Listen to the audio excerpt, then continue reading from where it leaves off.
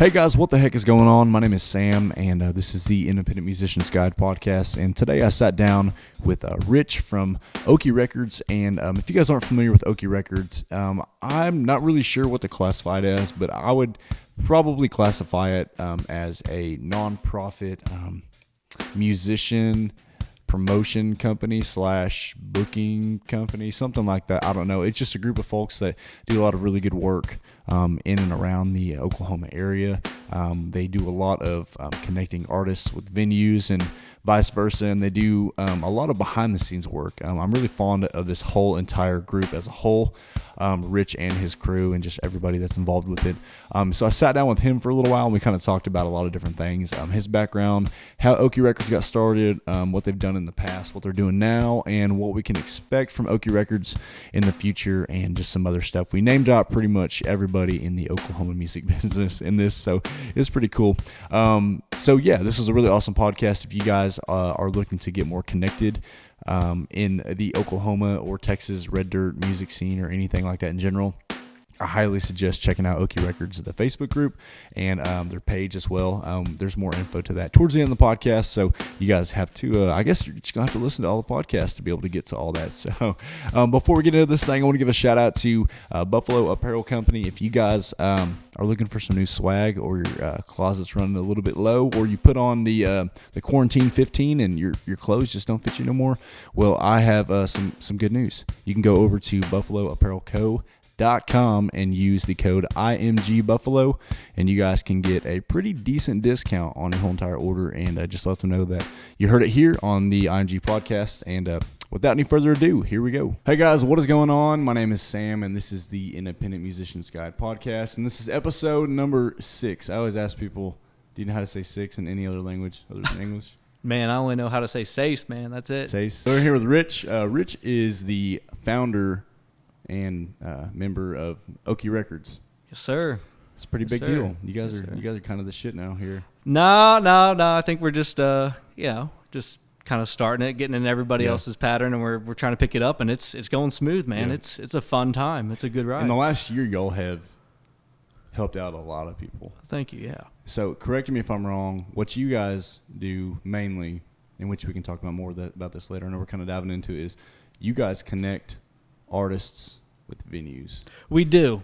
We kind of, and that's funny, like you say, because we do connect to the focal point of being the middleman, or middlewoman in that case as well. But yeah, we kind of try to see what there is. And obviously we know from the pandemic, a lot of things have been on hold. A lot of things just kind of uneasy, starting back up. And now it's kind of like the gold rush of everything. Right. You know, people are trying to get to the shows.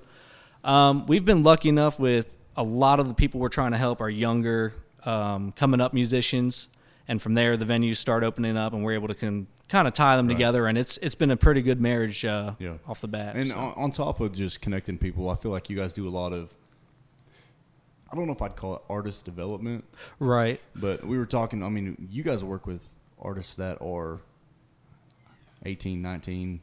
We've got they can't legally even play in these places. No, that's right. That's right. We're getting a bunch of notoriety for, you know, the guys coming in 19, 18, like you said. You know, we can name up Wyatt Flores, you know, Connor Wilson. We were just talking about, awesome guys, stuff like that. But they're just coming up, and it's like, wow, it's amazing to see the new crop coming through. Right. So. I feel like, and I was having a conversation with somebody the other day.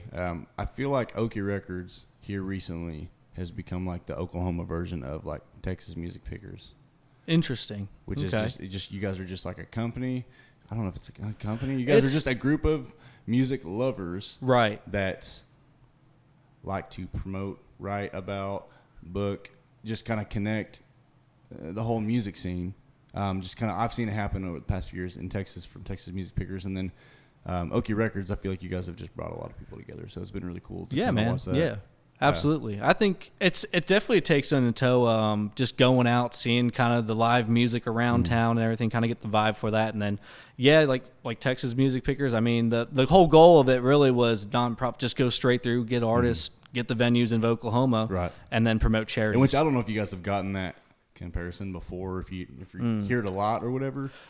No? This is the first time I'm hearing it, so I'm glad you are. Cause I'm gonna add that to the resume though, because that's a good thing to have on the side. Cool. You know? I didn't know if I like offended you. You're just like, oh, no, absolutely not. Heck yeah, okay, cool. All right. Then. So I'm here with Rich, and I know we kind of hopped right into everything, but we're gonna talk about background, and then we're gonna talk about how Okie Records started, and then kind of really what you guys are doing currently, what you've done, and what you're gonna be doing in the future. And stuff like that. So right on. All right, man. So how old are you? Where are you from? All that jazz. Man, I'm 27 years old. Okay.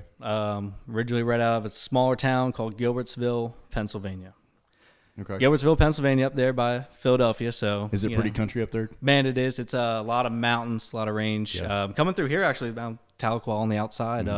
Got to drive through some of that, and I was just like, reminiscing home. So it was pretty cool. It's everything's in green. So the only thing we don't have is a tornado. So Yeah, Tahlequah doesn't look like the rest of Oklahoma. It doesn't, man. No. It's lush. We tell people we're from Tahlequah, and they think like where the wind comes sweeping down the plain. Tahlequah, but it's totally like this. People call this like Western Arkansas. I mean, this is like the foothills of the Ozarks. But anyway, so cool. Country is countrywide then. Country is countrywide. Because when I think of Pennsylvania, and I'm sure other Okies think of Pennsylvania, you think of like the big city and the whatever. Because I was in Pittsburgh a few years ago. And you talk about traffic and oh my goodness, dude, it's the Steel City. Couldn't do it, man. You're in trouble, man. Yeah. That's the bottom line. And when you come out, I mean, and from our perspective, everything's country. You're gonna have a barn. You're gonna have some cattle. You're gonna drive a tractor here and there. And coming through, it's very, I guess, inviting to say the least. That a lot of you go to Tulsa, you go to Oklahoma City, there is a lot of similarities. And one of the biggest things that we can say that's similar is the music. I mean, there's a good taste of country up in Pennsylvania. Country up where where I'm from, not the cities, but you get into the hillside, the Bloomsburg, stuff like that, the mountain area, Poconos, and you're going to be listening to the kind of Coulter Wall kind of regime and the that's cool. Yeah, a little bit different than what you hear down in Nashville. I know that like upstate New York, I've heard that it's like we don't even know country compared to like upstate New York and like those areas up there. So that's cool. That's cool. I didn't know like that outside of Philly was that diverse. Yeah. That's cool, man. It's coming along. Let's just say that it's growing, and I think people are really having that feel for that songwriter-esque, original kind of tunage, and it's fun to watch it develop. So, what brought you to Oklahoma? Man, or in Texas, Oklahoma / Texas. I'm half Okie. Okay. I like to say that, and all my friends and everything in college would be like, "What the heck?" But I went to Stillwater. I've got family there, my dad's side, and he grew up in Stillwater, so have about 4-5 generations worth of there. And did you graduate? I went to OSU. I graduated. There so go Pokes, as everybody says. You're one of the only friends of mine that actually graduated college. Like all my musician friends are like, no man, I went for a couple years. Yeah, I dropped out twice. So okay, man, I thought about it a couple times. So I thought about it a couple times, and then I did it. Look, you pull the trigger, and I stay with, and here I am. So still crazy, but it was fun, and one of the biggest things that I pulled away from it was going to the Tumbleweed. Yeah. Because you don't have live music that you can just drive up to like that and, pay at the door and you go in. And who was the first band I think I ever saw was Randy Rogers' band. And I've heard of them, yeah, a little bit. But I went in there and I was like, man, they're good. And that was back when Whiskey Myers was just starting to get bigger up there. I think it was our first or second show there. And you catch on to that, and it feels it's an addiction. It feels so good. So and Stillwater scene probably back then was correct me if I'm wrong, but so I feel like there was this gap that ended maybe a year and a half or 2 years ago, but there was like a gap there in between when it was really really good and then when it's good now. But for a while there, Stillwater scene was kind of like, what is going on here? There's not a whole lot of music going on. Yeah, so it went flat, man. There's always been music at the Tumbleweed, right? But when were you there? Were you there when it was thriving, or were you there when it was? I want to say, well, I got there 14, 15, and then graduated. Let's see, 2018. So about 4 years there, and I would say the big thing that was coming out at that time is Reed Southall. Right. Okay. You have him and Co. and right. So it did die down. I feel like that's kind of what had saved the. I don't want to say it in a bad way, but like the Stillwater scene, people like Reed and Co. and them guys starting to bring that college red dirt. I don't know. I call it frat rock sometimes. You know, kind of like into that scene up there. You know what I mean? Because when people think of Stillwater, they think of Great Divide and they think of Sonny LaRue and Jason Bowen and stuff. But that all stuff was like Garth Brooks. Yeah, right. Yeah, and that all that stuff was 15, 20. That's right. You know what I mean? So, before. And it had kind of died out, I guess, whenever folks had kind of moved away from there and stuff. I know that a lot of dudes now are just living in Texas, but anyway, so just kind of curious on where you were at. But so what happened after that? Yeah, finally got my butt out of school, kind of graduated, got a job, which is good. Got to pay the bills and make up with Sam happy. To. Well, it's just you take a choice, but you're taking a gamble at the same time. I went to Claremore, Oklahoma, established house there, and then went to Jay Farley's. Shout out to Jay Farley's, the local pub there, and had live music on Wednesday. First show there was Bucky Hopwood. Okay. Bucky's a local there. He played pretty darn good, and I can remember that day just as it was yesterday. Did you book him or did they book him? So they booked him. Okay. Guy by the name of him, everybody knows him, Jimmy Wade. So went there. He booked him, and you're like the third person that's brought up Jimmy Wade on this podcast. he gets around, but he's a good guy and everything, and definitely from that scene, you just set the stage. Who's this? Oh, it's Bucky. Hopwood, and kind of started from there. And I mean, then you get to Claremore, and it starts. You're out of school. You're done studying. You're working. You need a hobby. Well, mine happened to be, and I'm blessed, happened to turn into the music thing. Just to kind of take it from the side and sample new music. And guys, as Bucky goes, I mean, it was just like, dang, they got some good, good stuff. When was this? 18, 19? This would be 2000 and I'm going to say 19, January of 19. Yeah. Cool. And then so from there, you just got super connected with Jay Farley's, and then was that the got too connected with Jay Farley's that had kind of started the whole Okie Records thing? That's right. Went in there, kind of, just hung around, everything like that. Well, then we actually were hanging out at work, and I had a buddy, OSU as well, but he sat behind me, and he's, we're in the cubicles, and he's listening to a little music. I'm like, what are you listening to? I said, never heard that one. This is Zach Bryan, man. You're going to want to know who that is. I'm like, okay, well, fire my way, see what I can do. And long story short, happened to reside around the area, and where's he from? Claremore. Claremore. Okay. So I don't want to be mistaken. I believe he's definitely in Claremore. I don't know if he's from Oologah or where. I think he went to Oologah High School. Okay. So I could be wrong on that. But from there, we ended up, going to one of his intimate show things where I met his dad. Awesome guy, Dwayne. Dwayne. So Dwayne Bryan. Yeah. Cool. Awesome dude. Very influential in my life recently. Has been really a godsend to me, and we put it on the back of the yard, and that's kind of where you were saying earlier with the Okie Records, so kind of started off from there. That's cool. Yeah. So, and then what was your goal, I guess, with Okie Records whenever you had first started it? Yeah, we had a talk. Me and a good buddy of mine, Lloyd Inks, he's one of our members. The general talk was about just kind of helping the Oklahoma musicians. I mean, during the summer last year, everyone knows the pandemic, so it was pretty stalemate. Had one of Zach's buddies, J.R. Carroll, jump up there with Blake Lillard and play in the backyard, and we were just sitting out there, and me and Lloyd looked at each other, and we just go, this is great. We should be able to help out these, musicians right now with the time it is, whatever we can do. And the thought just kept going with me and going, and eventually I was just like, what, let's see what can be, come of this. And it's been great because I think Okie Records was able to tie musicians and venues, but it's also something that I hold dear to my heart is trying to get Oklahoma charities pushed.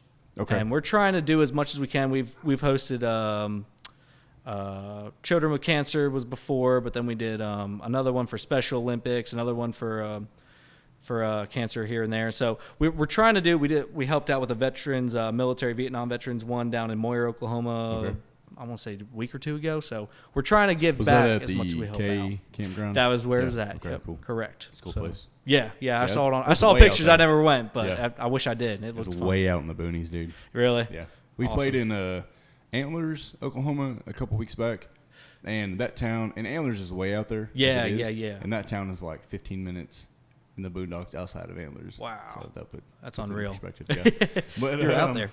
Anyway, so yeah, and then you guys just started kind of getting everybody connected. Yeah, that's where I was kind of going. We just kept going and building up and having a couple shows, backyard deals, because and then the pandemic started to loosen. We started getting more in house, and with growth, you need more people because there's a lot going on, and Yeah, reached out. We had Hayden Krebs, who's our media guy, does the website and everything like that.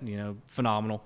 Works on that all the time. And then from there, Castle and Joe started to help out. Really helps with pretty media. cool. She's helping. She's doing awesome. She's something. Yeah, she's definitely helping with the media, pushing that out there and making us look good. And then on top of that, Jenny Cash helping with the booking, contract writing. I mean, it starts going. Brad Donovan, buddy of yours. I know Brad. Yeah. He's joined. And he's then at it. Shay's doing a lot more of the photography side of stuff. Shay's no longer there, but really? Yeah, okay. Yeah, a little bit, right. but she still joins in, but right. It's all good. But then you have Lloyd on the side helping us out with the. I want to say he's like more or less the business aspect of it. So, and the business aspect of it, we throw that term out there, but it's basically trying to get to make ends meet. So we have, maybe I'll have a fall where I don't know the answer to this question and the artist or the venue and kind of linked up. And it's been a huge game changer having Lloyd and having Jenny on board for that stuff. So what do you feel like you've learned in the last, we'll say, year? Man, as far as music, business, artists, development, like what's some of the things? 2 questions. Okay, so name some stuff that you've learned, and name some stuff that you've seen some artists do that you would recommend either doing or not doing if they're kind of starting out. Does that make any sense? Yeah. Oh, yeah, absolutely. So, I mean, the thing's it starts as music, right? And everyone loves the music and everything like that. When you get behind the scenes, it is just chaos. It's manipulative chaos, I want to say, where things get dissected, but really it all comes together in fruition that is perfect because you're going to have a show. But what I've learned is that dealing with a couple of venues, a couple of people, always be positive, always be thankful because you never know when you're getting another opportunity to do it. And know you're going to make mistakes, and I can flat out say that, from my end, from an artist's end, from a venue's end, mistakes happen.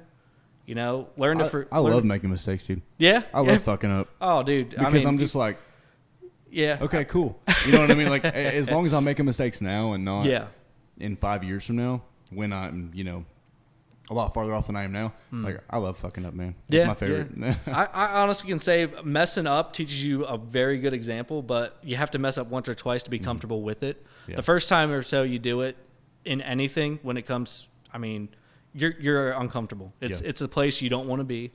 You really want to give it to someone else. You kind of want to, but it defines you, because if you can actually handle it and switch it around and actually develop something from it, you're not only a better person, you're actually going to help out a lot of people to learn. And it's great. Like I said, here's another one. I'm wearing his shirt, Jake Flint, a good mentor that can actually help you when you have something wrong or goes wrong and you're stuck in the tracks or stuck in a rut. They can help develop it and grow something out of it. So I will say, like I said, obviously positive, like make mistakes, you're going to make them. So you own up to it, which is awesome, Sam, because like that's something that's going to happen. And then, you just say, screw it. Like, we're going to get back to it and we're going to make something positive out of it. And the positive thing is, at the end of the day, is it's going to be a continuation of, your career. Yeah. That's the best thing to put it, I feel like I'm giving a speech over here, but No, you're good. My bad. You can do it. Yes, there you go. Every one of you. You can. You can get it up.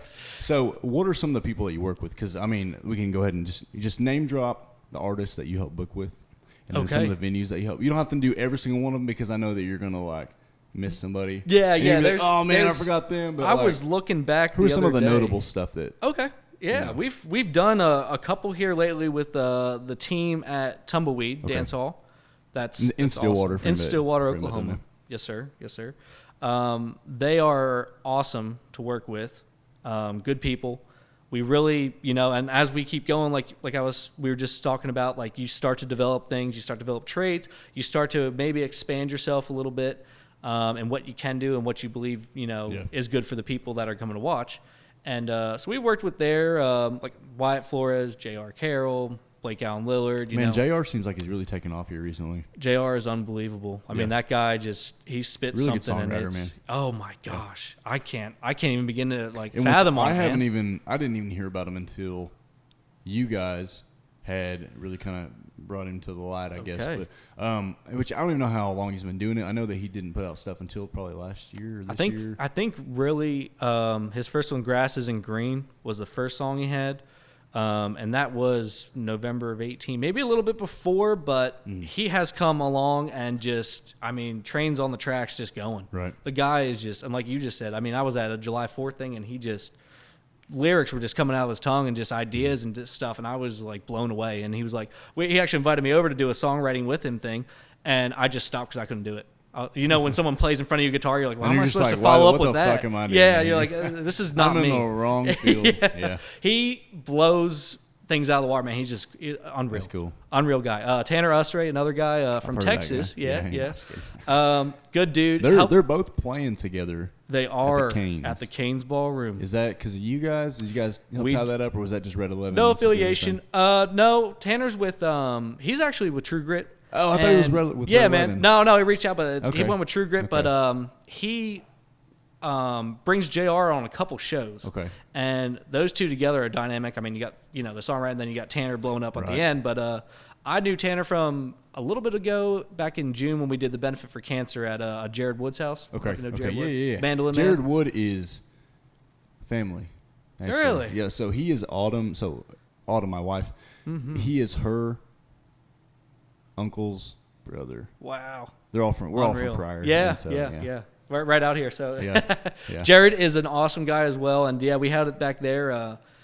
Myself, Jimmy Wade, and this was before Okie Records. Jared put it on during the pandemic, which was, probably not the best idea, but we still got people still came and watched it. Jared seems kind of like the person that just be like, let's do it. That's it. He just said, let's do it. Yeah. So we set it up and met Tanner there. Awesome guy. I thought he was, and I hate Tanner if you listen to this ever. I thought he was going to be like 6'4", and Tanner is not 6'4", but you think just because he's not a small dude to begin with, you think that he might be just a lot. I saw Colby Cooper at the Mercury, and I thought comparison. I'm like, dude, these guys are going to be night and day the same person. Colby like tall? Oh, he's tall. He's really? about 6'3", 6'4". Oh, Yeah, goodness. he's a big one. But he can take me down for sure. I'm small, so I looked at him. I'm like, dang, Tanner. But I mean, what he lacks in like height, his voice just carries, and it's beautiful. Like honestly, that voice is just pristine, and it's awesome to hear. Yeah. Come a long way because he wasn't with, like you were saying, wasn't with anybody, and then he had Red 11, then True Grit. Okay, so he was on Red 11. No, he was not, but he was reaching out to go with it. Okay. And then it ended up being with True Grit, and it was like it's match made in heaven. Okay, cool. His band, awesome guys. I just assume Red 11 just because it seems like they just. It's very Oklahoma-ish. Everybody. Yeah. Everybody. Yeah. It seems like True Grit has more of the. I don't know if I'd say like the. I might get in trouble for saying this. Outlaw. The outlaw styled, grunt. Yeah. Okay. Grit. The True Grit. Right. You know what I mean? And not that Tanner doesn't fall under that umbrella, but it just seems like. There's a different cliche of people that are going to that fold. Yeah. Yeah. And like I said earlier, that. "Quote unquote," like I call it like frat rock, which isn't a like a demeaning term at all. No. But it seems like Tanner falls underneath that category. They got that, and Red 11 has a lot of that. I follow you 100%. Giovanni 100%. And Co. and Reed Southall and all them guys. So right. As far as Okie Records goes, what do you guys have up on the horizon that you guys have coming up? That's the thing is we've got. I've got stuff I know I can't that's say. A really broad question. It is. I can't say most of it. Today we released at the Tumbleweed again. We have a couple full bands going on. Okay. For once, it'll be July 30th, 31st. I'm going to start with Blake Allen Lillard. Just going to bring a full band in there. Okay. Jake Flint, a couple of Oklahoma guys, so he's going to bring another thing. And then you're going to have Rich Henderson headline that hot commodity on the 30th. Go into the 31st, and we're going to have, trying to think off my top of my head, Jake Stringer Band from Missouri, Cleet Bradley from Texas, Cleet Bradley in the Mood, and then we're going to have Casper McWade. Okay. Who's Casper with?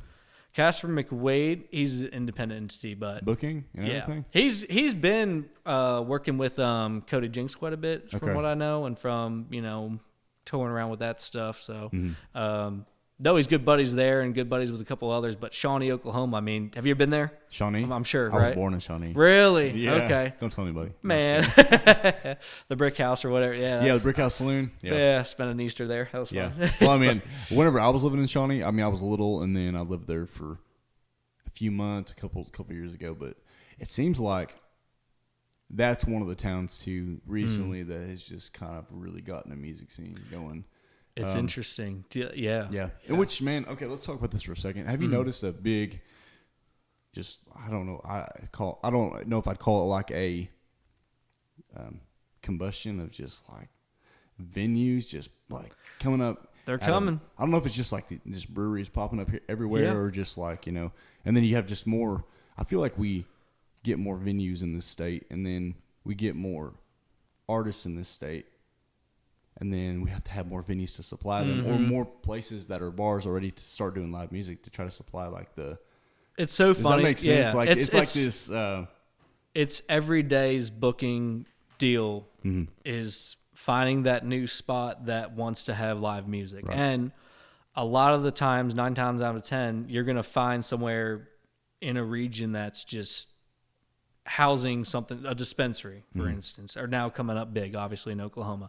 They're starting to do live music, and you're like, dispensaries what? doing live music? Yeah, really? What? Like what do they listen to? You know, reggae, stuff like that. Well, no, they also reggae. yeah, and then they want red dirt music, and it's like, I'll be darned. And so I've actually sent a couple there, and I'm just like, you know, and then you're sending coffee shops.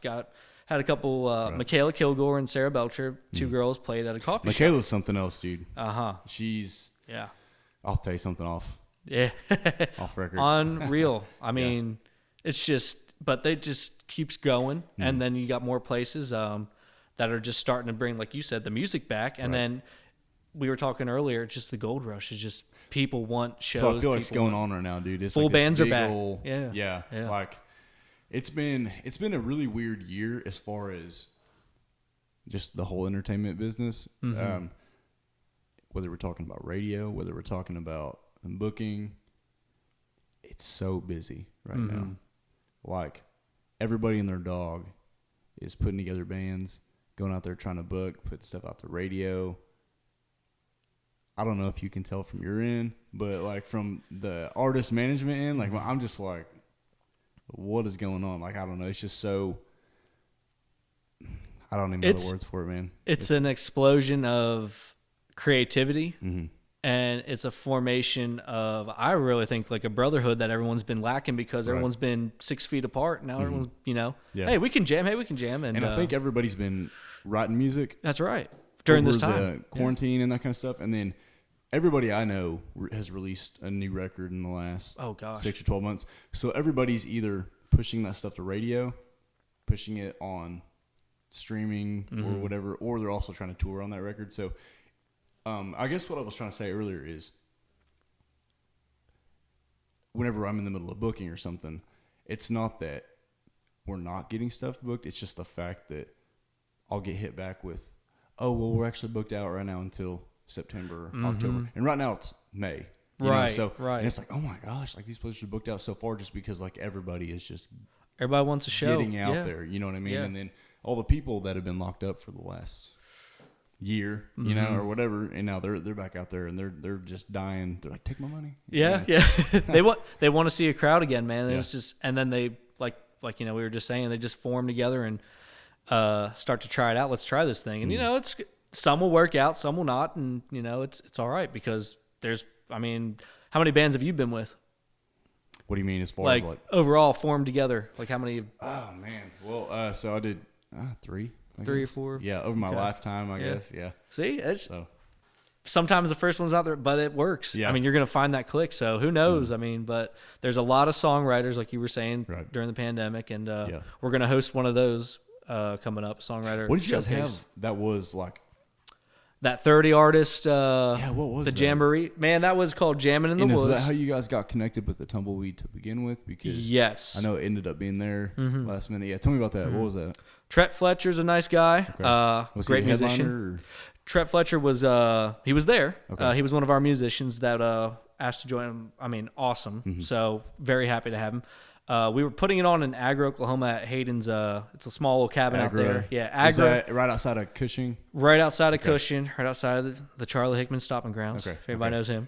And then from there, we were going to just put it on the show, and you know, it was going to be. We had a stage Michael Mangum come out, set that up with sound. Nice, you know, guy to know as well if you need a sound or you need a stage. Perfect guy for that. We're going to go from 6 to 10, have a strict schedule, go straight through. Well, it rained. And as we know, when it rains and pours and red clay doesn't really work too well with cars. Right. So we started seeing cars just getting stuck. We had the stage set up. We had the tents up. We had the porta-johns out there. We had the whole, the campgrounds were set up. We were ready to go. Trash cans out there with bags in it, cut down. I'm telling you, dude, we put in some work through those last 2 days. We envisioned it like that, and it was a smaller scale, big time, but it was pretty cool. Did not go as according to plan because of the rain, and we got a call. Or no, I got with Michael, and I said, man, you got your sound stuff back there. I said, but I don't want to get stuck and get, it's going to be hell because we got to get cars parked here on the side and slipping out. Long story short, we called up Tumbleweed, and yeah, bring your guys over here. We got time right before Cody Hibbard, Oklahoman, and who the heck was, I'm going to get killed if I don't say who was headlining that show. But we got there on the 30th, and we went and played there, and it was Randall King. That's who it was. It was Randall King.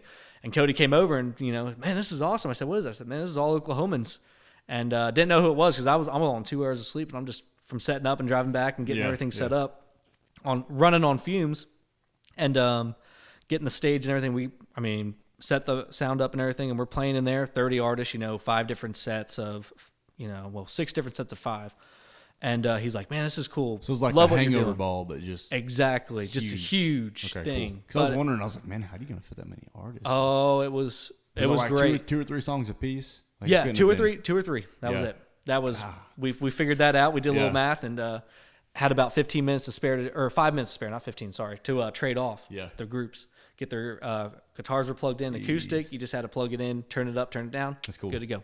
So. Yeah, that's what started the whole craziness in the Tumbleweed was, and a benefit really because of the rain. And then y'all brought a lot of folks in there, so the Tumbleweed's probably not that they're not nice guys. Yeah. Which I know that they're super cool, but from a business perspective, they're like, these guys can bring some people in. This is right after the pandemic, and this was beautiful because we're not looking. And nobody was really trying to make any money on that. No. When it was all said and done.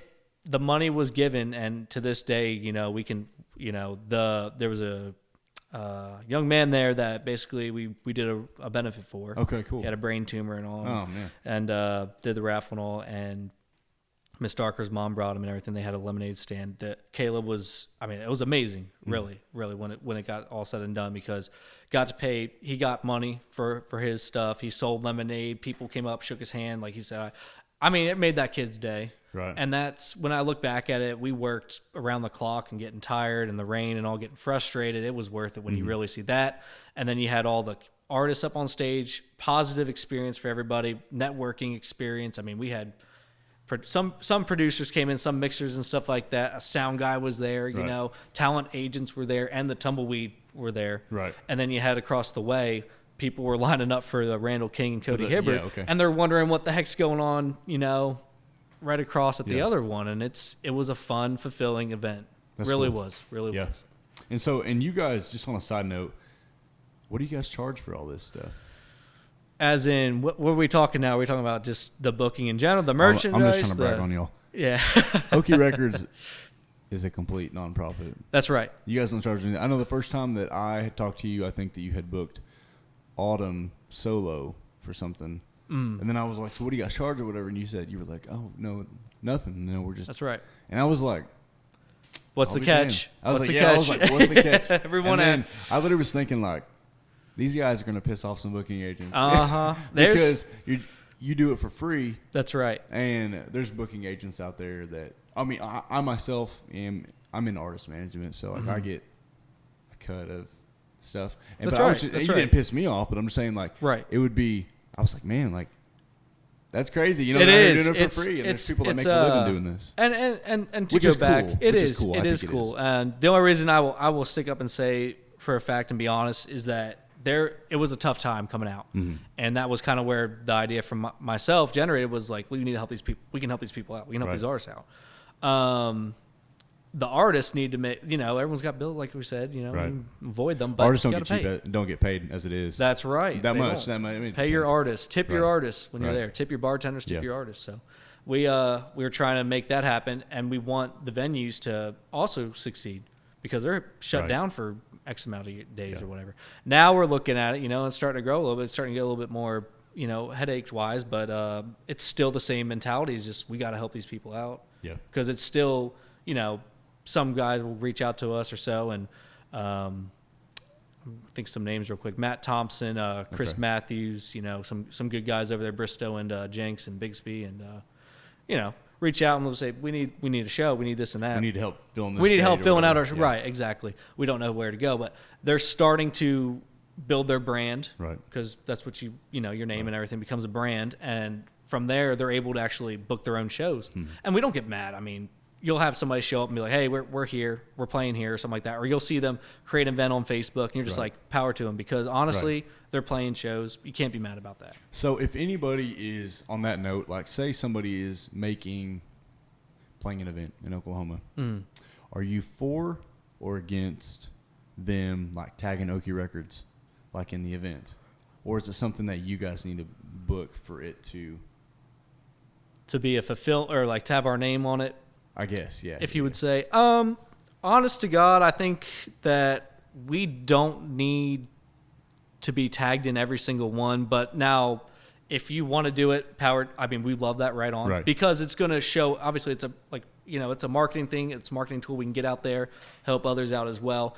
But it doesn't hurt us if it's, so-and-so books his thing or her thing, and then they basically don't include us. We don't need to be included. We've done our due diligence and made sure that the venue and them are kind of linked up and doing their own thing. So, but there are guys, Matt Thompson's awesome about it, or y'all. I guess we're very good about it. The question is I was trying to get to where if somebody is getting something booked through Okie Records, if you guys wouldn't mind tagging Okie Records in your Facebook event so they can accept the co-host or whatever, whatever. That's exactly what, and that's exactly what y'all do. So I wasn't trying to throw you under the bus. No, so absolutely that not. Bubba and his guitar and guy in Oklahoma, you know what I mean? So no, that's exactly, and that's what you guys, and I thank you for that, because you, and like I said, Matt Thompson did it, and continue Chris Matthews. I mean, there's many names. There's so much free marketing out there that people don't do. They don't. It blows my mind. Absolutely. It's awesome. Blows my mind. You know what I mean? Just that people will book shows and just go show up and play. Yeah. Not post anything about it. Not doing flyers, no events. Who knew? Yeah. Who knew you're playing? And then they're like, nobody's at my show. You know what I mean? So there's funny. I was listening to Blake Turner and you on the other podcast, and it was discussion about that, and how the big one you guys were talking about was the casinos. You got to keep hitting them up. Got to keep hitting them. Got to keep hitting them up. And it's interesting because you can always take a little bit of a note away from everything that goes on with the booking process, and that's one of the things that another gentleman told me, who I'm not going to name, but he was like, I'm doing well, and I can tell you right now, you just got to keep pestering them. He says one of these artists is going to fall off and not go to their show, no call, no show, and you're going to have a date open up, and if you have someone for that, you're doing them a favor. They're going to come back and do it again. I can't tell you how many times that happened, but not only that, the people that usually show up do a bomb job. So let's talk about that for a second, because we both do, I would say, a substantial amount of booking / artist management. I don't even know where to start on this.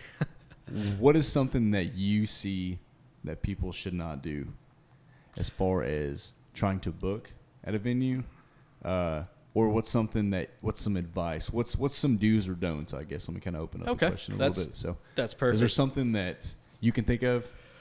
Yeah, perfect example. Just start from the beginning. Just Facebook. Everyone's got different means and methods of communication. Right. Some people you'll hit up on Facebook Messenger. This is its own podcast. Yeah. But in which we may do a part 2 on this, but Yeah, you'll start off and you'll essentially just you'll hit up on Facebook Messenger, and they already have my favorite are the freebies where they go, is anybody available to chat? Right. And you just click on that, and then someone's going to come in there and they're going to accept it, and they're going to be like, yeah, what can I help you with? And the first line I ever throw out typically is, are you? Thanks for getting back to me, obviously, but then you say, are you booking live music? I was told to come here, or I was looking on your page, and I saw, you had live music before. Are you guys still doing this? And a lot of the times you'll get, hold on 1 second, let me get with the manager. Well, there's strike one, because the manager's probably going to tell them, hang up, don't talk to them, or whatever. But if you go, this is what I've learned. So I go, I saw you having live music. Can I, and you keep going through that. Can I, it's not going to work. first thing that I've been asking is, do you book the music? The person talking that comes right on the thing. And they're going to say, yes, I'm the general manager. Well, how can I help you? Or no, I don't. Oh, who is that? You got a name. Sometimes this is over the phone too. Sometimes this is over Messenger. Sometimes this is over. Absolutely. You know and you I mean? Get a number from the messenger. Next thing you know, you got a buddy for life, and you're helping them out. They're helping you out. And it's a crazy world of booking, because once that happens, you get that. Well, I also own this, or I also do this, or we're gonna have a crawfish boil coming up. Can you send some artists? Hey, we're gonna have a Thursday bike night. Can you send some artists?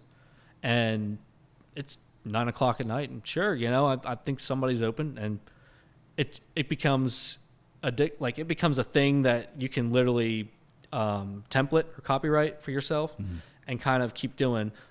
Who am I speaking to the booking manager? Am I booking, who this is? Or am I? Sometimes you'll find a guy, I am the talent buyer. And it's like, oh, well, I don't want to step on your toes. So right on, man. Like, you're doing a great job, even though, I've never heard of these people, but you're doing, it looks great.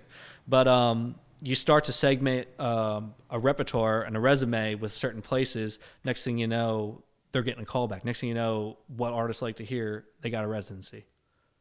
And I just picked up that one about 2.5 weeks, which sounds dumb, but I'm learning. I'm learning this whole thing too, as everybody is. And when I heard residency, I was like, what? And I do a little research on it, and like, wow, this is crazy. Like, this is good news for them if they're getting what they are. If they're locals, they're trying to stay busy. That's right. They're starting. They want to be a full-time musician. It's perfect for them. Right. So, yeah, booking is a whole art. It's an animal in itself, dude. It is and I've told people that booking's like the only thing that I feel like before my talent could even catch up to like where I was at, like management wise or whatever, like booking was always I was always booking shit that I should have never even been on, dude. It's like it's a whole deal, man. I feel like I don't know if we can go with advice that people need to hear whenever it comes down to trying to get stuff booked. One thing that I've said in another podcast is like, always try to find out who, kind of like what you're saying, always try to find out who is the one that is actually doing the booking. That's right. Instead of just cold calling people and just being like, hey, I need to speak to the manager. I need to, you know what I mean? And I don't know. There's just... You're going to be distraught at that point, because you're trying and you're getting rejected over and over and over again. And it starts to add up, and then you're going to be like, I don't even want to do it anymore. And finding that person, like you just said, just find that person, the go-to that can literally from there form a relationship with, and now you're networking with somebody else, and you're networking with the guy down the street or another town. And now for our instance, we're actually booking 5-6 states, about to be 7. Okay. Yeah. It just grows. Yeah. And it grows and it grows and it grows, and people like what you're doing. They like the product. They're going to keep going with it. And it's, finding that right person. At what point does Okie Records actually, are you trying to turn this into something that you can do as your job? Or is this just something that you're just going to always kind of do on the side? Because if it's growing so much to a point to where it takes up so much time, it's like, come on, Rick. Like, is this your job, or is this like... I'm going to dodge that question real quick and say with this, I have a gentleman that told me, as a musician, you got to write your songs. You got to obviously get your instruments. You got to practice, right? You got to make sure that social media is up to date. You got to make sure your schedule's up to date on everything. You got to make sure the people and the band's all good to go. Oh, and then there's that other important thing, which is booking your music. Right. So by a beneficiary thing, he said, back in the day, I wish we had what you guys are, because we didn't have that. We were booking our shows, playing for, a beer. Right. We're now getting, or tips, which is where it did start in the pandemic, but now it's the pay is starting to rise, which is good, because you want the pay to be up, because everybody wants, you can't short anybody. That's a big thing. You cannot short anybody. You got to pay, your dues as a venue, because there's other artists that are going to come in, and you can't undermine and say, well, this guy played for this, and it starts going, no, don't do that. Don't accept that. If you're an artist. Help each other out. Yeah. Build up. And that's a learning lesson on my behalf too. Had to learn that back in the day. But he told me that, and he says, you guys are doing a good job helping us with the booking aspect of it. But full-time job, it is a full-time job. I'll be honest with you, and because I'm sitting here, I've got, I know how much you do. Oh man, I'm just full of energy. I'm just always amped, man, and that's the thing. I'm positive. I love it. It's fun to go get, and my background is construction management, project management. Okay. So I deal with that on the side, and I'm talking in meetings, and I'm doing a sales pitch, and I'm scheduling things, and negotiating a lot. Yeah. So I have that. Luckily I went to school and I did graduate. So I did, Look at you. Yeah. I did form something that could actually help. And I was like, this is something that I could do, but full time brings on a whole new character. Mm-hmm. You got the talks of LLCs, you got the talks of employment, and not to throw you under the bus. I just, like I said, I know how busy you are with all of this. And I'm just like, if you want this to keep growing, you got to step up, more than which I don't know, because I know that you guys do it for free, but at the same time, and I'm just going to go on the record saying this, and you may or may not like this. That's fine, but it is healthy not only for management, but for artists and venue, the whole circle. For if somebody's booking, for them to get a cut. Oh, sure. What the artist is getting, because like I said, then artists, when artists get on a Red 11, True Grit, whatever, and then somebody's taking 15% of it, then they're like, what? Oh, yeah. You know what I mean? So not downing anything you guys that's are doing. Fine. I'm just saying, like, that's exactly, you know what I mean? Because I would love to see. That's a thought. Because once you get to the point to where you're doing this full time, then you can do it full time, and you can step it up even more. Right on. You know what I'm saying? I know exactly what you're saying. Okay. It's crossed the mind every day. Because at the same time, you don't want to take money from artists. It's not my to do. I'm not the talented one. I'm just the one behind. Right. I've got the energy. I'm going to use it. Yeah. I mean, if I'm bored, I'm going to phone calls become a necessity in my job, and then this isn't the job, but this is the. I thought it was mind blowing because the first time that we had talked, I was like, cool, man, and then what do you charge? And you're like, nothing. And I'm like, like, I know what you guys are doing. You guys do all this for, you know what I mean? So it's just kind of crazy because, it's, you took Jimmy, for instance, Jimmy Wade. So he books for a handful of places. And, he told me once, he's like, I just do all this, for the love of music or whatever. And I'm like, oh, that's cool. But that's a few places. You guys are like. It's definitely what you just said. It's got to have a means and of profitability. Right. But I think the worth is really the music and getting the names out there. Like wow, it's a satisfaction thing. But at the same time, there's never a need to be like power hungry over that because there's a million artists that can play and do well, and it is growing like we said. And what's going to happen is I'm going to have to come over to you and I'm going to be like, dude, you're going to have to take over for me. Like. I can't do this anymore, Sam. Yeah. Come on. Oh, and someone's going to have to come and step in, and because it will be. I mean, we're blessed. I mean, I'll just going to flat out say it. We've been growing. We've had more artists. If you look at us daily, we're. It's crazy. And I feel like I'm saying this all super passive aggressive because I'm just like. Oh, listen, yeah. But I guess what I'm trying to say is all that I'm trying to say with this is I would love to see Okie Records grow to the point to where you guys are so busy, which you are, but you guys are just so overly busy, and you have so many artists that you're working with and so many venues that you're working with that you can afford to have people on that do this full time. I guess that's what I'm trying to say. I see what you're saying. So yeah, I'm not create something. Right. You know what I mean? Hey man, there's no doubt that it's not possible. Right. Right now I'm kind of scared of, and I will say that, of growing too fast, which we are. Too late. But too late. yeah. I told someone the other day, Chance Franks does merch. Yeah. Shout out Chance, he's awesome. Chance Franks, yes sir. Yeah. I know of him. Okay, Lost Highway Co. He's done a couple things for us, hats and whatnot, and I told him I was moving to Texas. I said, man, this is probably the last time you're going to hear from me. He goes, dude, you're married to this thing now. He says, you can't get out of it. Right. And I'm just like, gosh sakes, because I'm like, I just want to be a silent partner. He's like, you're never a silent partner. There's always going to be a problem and stuff. And there's always going to be more people that, need you and stuff. And looking at it like that, I've had to take a step back and be like, is this something, I should keep doing or do I need, and trying to find, a couple replacements and stuff. And one gentleman, somebody was like, I would, but he says, I don't want to deal with the headaches that you deal with, and the other one's like, hey, I'm still playing music, or, stuff like that. So it's definitely building up. And we actually have the Emerald Design Co. from Kansas, 2 girls, Callie and Haley, have come on to help us with media. Kansas, do you know? Offhand, I don't, man. Okay. I know, and I don't even want to say it because I'll get in trouble. Okay. Because they just came on to help us, and they'll be like, we're leaving. We're in Kansas. Yeah. You just look at Kansas. Okies think that Kansas is just one big old. Just one big old field. Oh man, Wizard of Oz and stuff is just. Yeah. But they are tremendous. They've done the last couple.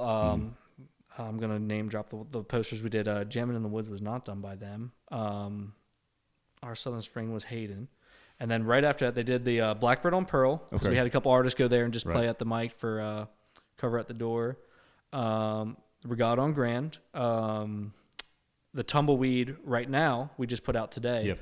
So they're starting to build, and I think there's a couple more, but I can't think of them on top of my head. But they're building more and more, and I'm getting people asking who's and it's perfect because it's networking more than just it's. And you say you're worried about this thing growing too quick, but and back to the hey, you're in this like full time already, like So you guys, I can probably name if I sat here on all the stuff that I've seen online, you guys probably work with or have worked with at least 24 artists. That's generous. Probably even almost as many venues. Oh man. You know what I mean? So I don't know. I think I was looking at it. Thing. Yeah, it's a whole thing, dude. Well, you find me the right, another person that can fill the shoes, and I would gladly, because it is taxing, it is tiring, it is worth it. Yeah. I will say that to help people out. But I was looking back the other day, like you were just saying, and at the old schedules that I had, because I was just booking Wyatt Flores, J.R. Carroll, Wyatt Baker, Blake Lillard, and from those guys, and then Dallas and Weaver. And from those guys just starting off, I mean, think I totaled 62. That's pretty from from September to December, and then carrying into January, February, because we kind of you guys are only like 9 months old or something. We're 9 months old. That's crazy, man. You're whole. You guys would just now be born. Yeah. We are just coming out now. We're just getting this. Right. This is just the start. The podcast is the start. I've seen like all these artists that you're talking about. I've found out about most of them because of you guys and because of the group that I'm in with you guys and stuff. Cool. But at the same time, I've watched a lot of these guys because I don't reach out to everybody probably like I should, but I watch and I listen and that's the key. You know what I mean? Yeah. And I've seen even just talking about JR and Wyatt Flores and all these other dudes. I've seen so many of them grow as a brand or just as an artist or even just their talent. I've seen them do live streams or just and I'm just like, these guys are like really growing, and I really feel like it's just because they had folks like y'all behind the scenes hooking them up with shows and then hooking them up with opportunities and that kind of stuff. So absolutely, it's just really cool, man. I don't know, I'm just bragging on y'all more. No, well, I appreciate it. Yeah. No, for sure. We the big thing is intensity. Yeah. And I guess you can tell from here, I'm very amped up. Right. I always want to stay that way because it's the drive. And I talked to a couple booking guys now down in Texas. We team up and some things, giving me some pointers and stuff, and they're the same way. Can you name drop? Dusty Moats. Okay. Who else? Will not name the other guy. Okay. Sounds good. I cannot name everybody, but I can name him. He's awesome. Powerhouse Promotions. It is a small world. The music world is a small world. Yeah. So, all right. So I got two things I want to ask you about. Go ahead. So, and then we'll wrap this up. Where can people get Okie Records merch? Because Cass was showing off some shirts the other day, and then I literally messaged her and I said, "Hey, I need one," because I'm all about baseball tees. Oh, okay, the 3/4. And I was like, I need one. I don't care. You just let me know the price, and I'll come get it. You can ship it to me, whatever. Yeah. And she was like, "Oh, these are just like prototypes. We don't really know for." And I was like, "Well, fuck. I really want one." So I thought it was killer when she coming? put it out. Merch is out right. Okay, so there's more on the way. We have hats right now. Wait, you do? We do. Since when? Not on me, but we've had them. Okay. What about the shirts? When are the shirts? The shirts are out. Really? Well, not the 3/4 ones. Okay, I was about to be like, Cass is on my shit list. I gotta check all my boxes before I go through this. Yeah. Lloyd Inks is doing a tremendous job with us right now. Okay. We've had koozies for the show, the April 16th show. And let me know where people can buy all this stuff too. Absolutely. So anybody that's listening. So we're having a little thing with, I don't know if you have Squarespace as your website or on that or anything. I like do that. different websites, but okay. Okay. Yeah. Hayden Krebs is working through that, and he's trying to get it up there right now. Obviously, you can do it on Facebook too. We just put the shirts up there and message and we'll ship it, and that's another job. Right. We don't have we're getting there. It's just a little bit slower, but we're getting those long sleeve shirts. I even told Cass, I said, "Man, that's killer." Right. And she goes, "Thanks. I've only made one, but we need to start doing this." She made them, yeah. She did. She didn't even, yeah. Man, Yeah. y'all should. So if you don't, I'm just giving a shout out real quick too. Yeah. If it's cheaper, or if you guys just even feel like kind of doing with something local, Sandtech, which is a place here in town, Heard of them? Okay. they do stuff super, super, super fair price. Cool. That's where Raglan does all Raglan's merch. The Sam Cox Band stuff is done there. All of Doc Fell & Co. stuff is done there. Mason Jar Revival, like all the local bands do all their stuff there, and that T-shirt shop, printing shop in general, is just very connected within like the music scene. But I'm just giving them a shout out. Even if you don't use them, they're pretty cool. Man, you always need more merch, people. Yeah. I mean, because they help, because they literally help spread the word. It's an advertisement brand on your thing, and they're comfy shirts and stuff.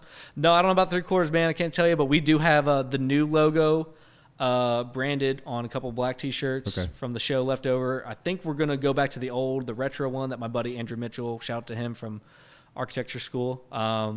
We have those that we're going to start getting more colors in, and eventually we're going to get the hoodies. I mean, we're going to have it's going to be cool. Well, when 3/4 come in, I need one. I thought know. you were telling me they were out. I was about to be like, Cass is on my shit list. No, I would have to go back to her. I'm like, I don't want to throw anybody under the bus here, but So we're going to wrap this up. But before we do, let me know, or I guess I know, but let everybody know about the Okie Records group, y'all's Facebook page, if people want to connect with you personally, or if they want to connect with Cass, or if they want to connect with Brad.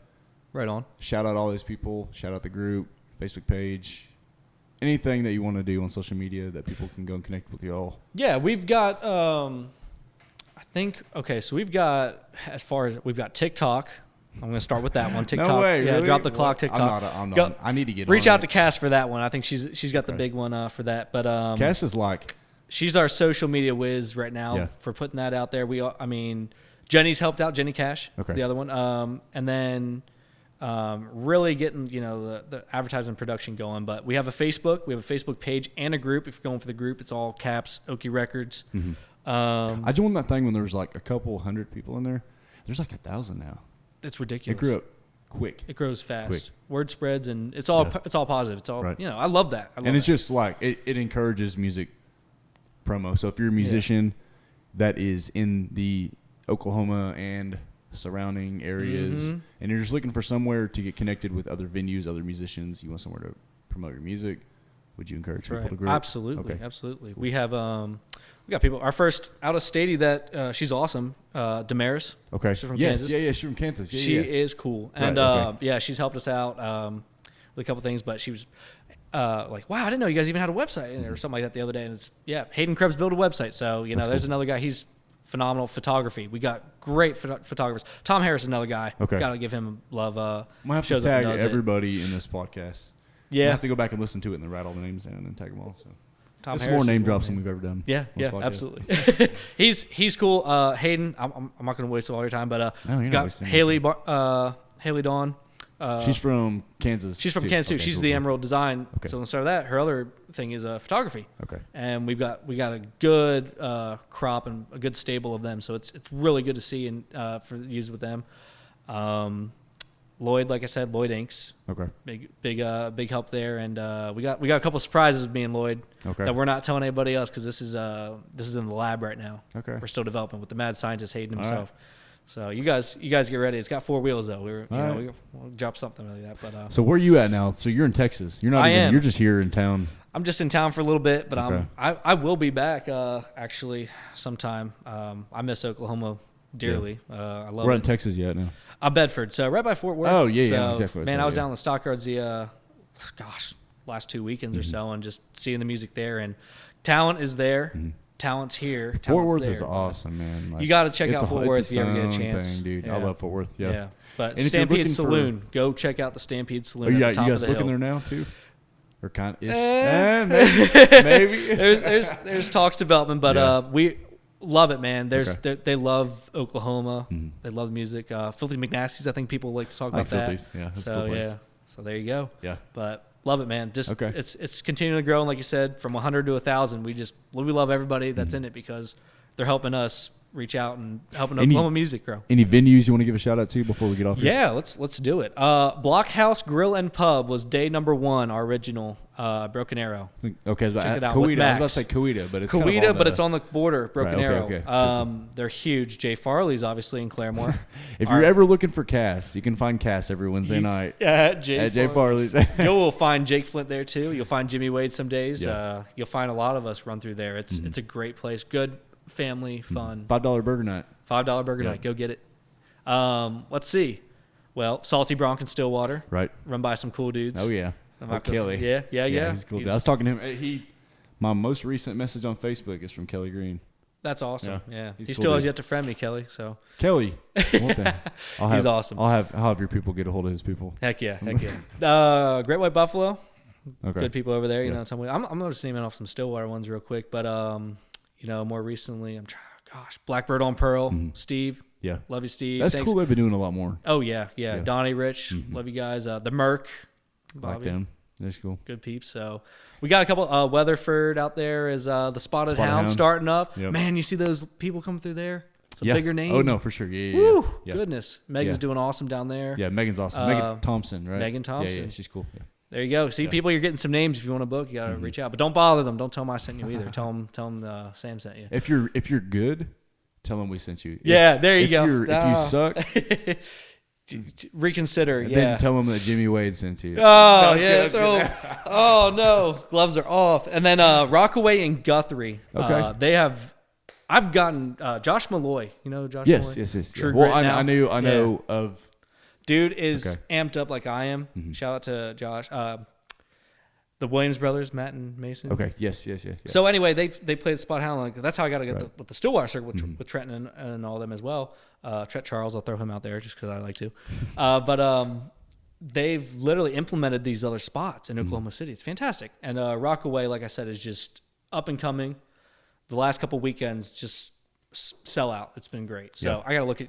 I'm going to send that to you. Cool. Yeah, this, do it. Yeah. But yeah, then our original first one, which was, I want to say, a big lesson learner, a great time, but Christie's, that was actually recommended by Caslin, out in Altus, Oklahoma. Okay. We drove our butts all the way out there for a show. It's a long drive, dude. Yeah. We were out there the other day. In August, really. There was nobody because it was COVID. We had a couple, about 6 or 7, but my gosh, you look where we began and where we're at now. It's just, it's great. And the musicians where they're at now and everybody, it's, That's what I'm saying, good man. stuff. It's been super cool to watch this whole thing come.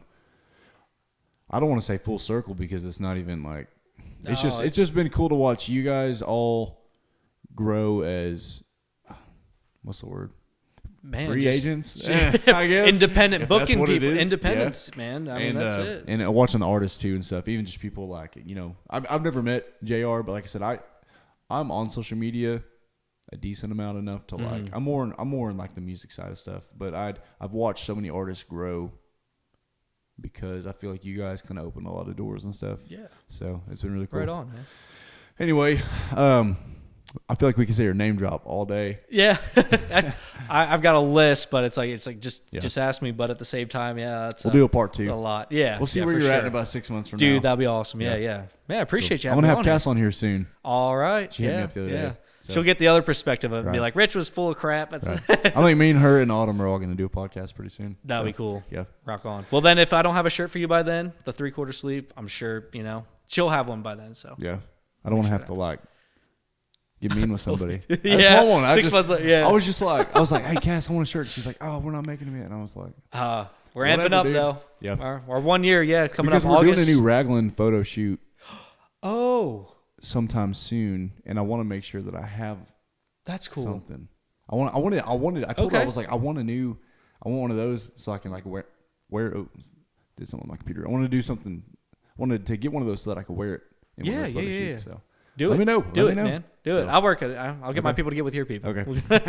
All right, y'all. This is Rich, and yes, sir. that's it. Man, Cool. appreciate you. Thank you. Okie Records signing out.